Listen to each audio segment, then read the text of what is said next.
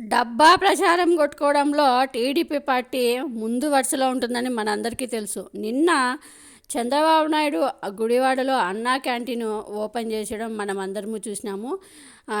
ఇక్కడ చంద్రబాబు నాయుడు అసలు అన్నా క్యాంటీన్లు 100 అన్నా క్యాంటీన్లకి నిన్న ఓపెన్ చేస్తే పెట్టేదే ఆడ ఒక్కో క్యాంటీన్లో 300 అనుకున్నా మనము రోజుకి 3,000 మందికి పెడుతుంటే, కానీ 4 కోట్ల మందికి, ఆంధ్రాలో ఉండే 4 కోట్ల మందికి భోజనాలు పెడుతున్నట్లుగా డబ్బా కొట్టుకొని ప్రచారం చేసుకుంటున్నారు.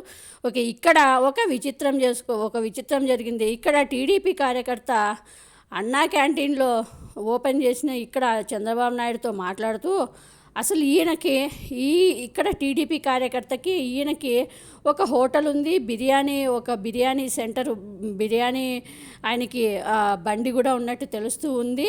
ఇక్కడ ఆయన పెద్ద ఆ కార్యకర్త వచ్చి బాగా కేఎఫ్సీలో తినేవాడు, చికెన్లు, అవన్నీ ఫొటోస్ అన్నీ ఇప్పుడు బయటకు వస్తున్నాయి. ఇక్కడ చంద్రబాబు నాయుడుతో మాట్లాడుతూ ఈ కార్యకర్తలందరూ చాలా 5 ఏళ్ళు అన్నా క్యాంటీన్లు లేక పస్తులు ఉన్నారంట, పస్తులతో పడుకున్నారంట. ఒక పూట తిని మేము పడుకున్నాము, ఆకలితో చచ్చిపోయినాము అన్నా క్యాంటీన్లు లేక.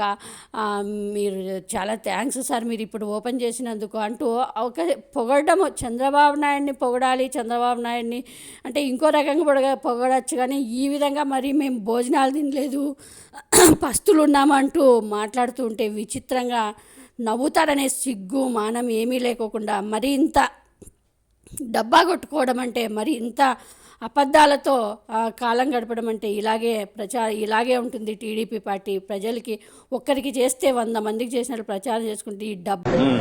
కరోనా తర్వాత కొంచెం ఆర్థికంగా బాగా చిరిగిపోయాం సార్, బిజినెస్ లో లాస్ వచ్చి. ఆ టైంలో పూట తినడానికి కూడా ఉండేది కాదు సార్, మాకు చాలా ఇబ్బందులు పడ్డాం. ఆ టైంలో అన్నా క్యాంటీన్ ఉంటే చాలా బాగుంది అనిపించింది. ఇది సినిమా వాళ్ళ యాక్టివిటీ, ఇది పబ్లిసిటీ, జంతర్ మంతర్ జాదుగాళ్ళ నేటివిటీ, ఇది పబ్లిసిటీ, ఆడియన్స్ జేబులు దొంగిలించే క్రియేటివిటీ, ఇది పబ్లిసిటీ.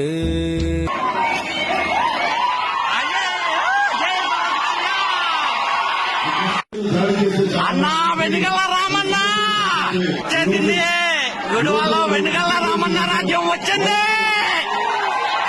కాబోయే ఎమ్మెల్యే అన్నొచ్చాడు, గుడివాడికి కల తెచ్చాడు. వెనుగల రామన్న మా ఎమ్మెల్యే నువ్వే అన్నా. రాజ్యం